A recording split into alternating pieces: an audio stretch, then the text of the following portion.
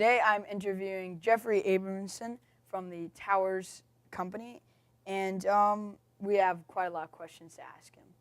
First, what exactly is your job as a developer? My job as a developer is a lot of fun. I get to build buildings where people come to work and hopefully become very successful. I get to build neighborhoods where people live. I get to build apartment buildings where people also live with their families.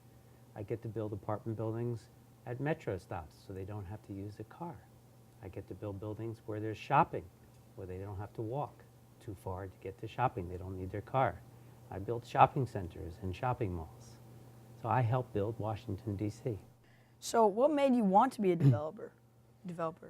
Well, I was lucky. I didn't have to think much about what I wanted to be because my father is also a developer. We have a family business. So from a very early age, I was very inspired by buildings and very inspired that he loved building. He loved architecture. And I'm very fortunate he's 95 and we still get to work together with my whole family. So I was inspired. I love buildings. I love seeing buildings built. I love the fact that they bring people together. They're part of society. They're part of the landscape of Washington, D.C. They become a permanent fixture of Washington.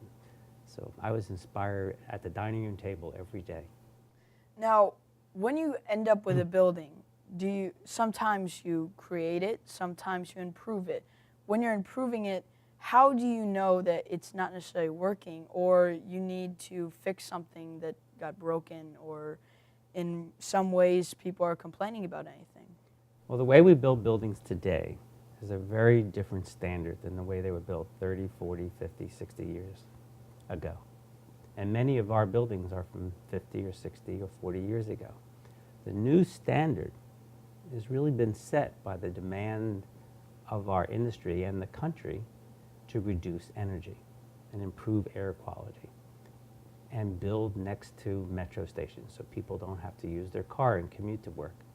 So we're doing all this kind of renovation now to meet those new sustainable standards and also to look even more beautiful, to be more modern, to have the coolest and the greatest ideas in it, fascinating fitness centers that you can use equipment that makes you feel like you're traveling through the Grand Canyon, and improving air quality, improving airflow, improving the materials that are being used in our building, upgrading everything, but not only just how it is to make it more beautiful, but to make it an environment where people will be more successful.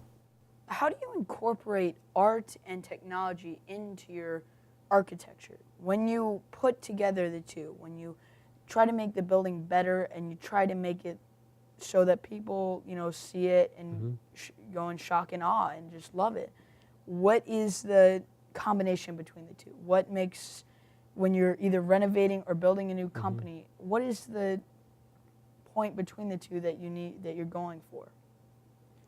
Well, you use a lot of glass because glass does make buildings more modern and it does create more sunlight in the building. So, and as I said before, sunlight is free. The light is free. You don't have to pay anything for it. You just have to let it in. But it's just like coming to the National Building Museum. You come here and you come into this fantastic great hall, which is like one of the greatest environments to learn in. It's huge and exciting. And I know personally, I love seeing it filled with children because in the Great Hall, they're building geodesic domes. They're building neighborhoods. They're deciding how their city that they want to create for their future, how it will look. And it's always, that's art. That's the excitement that we can make great decisions and be inspired and learn from other people and learn at the National Building Museum.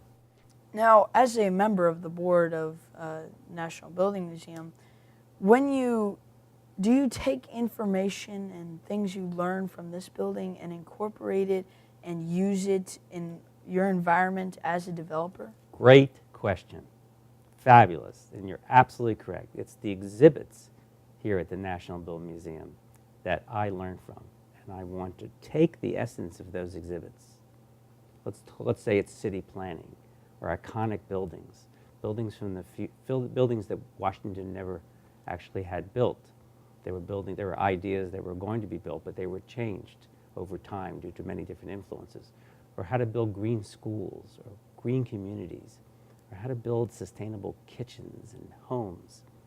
Everything I've learned from, because it's all part of the built environment.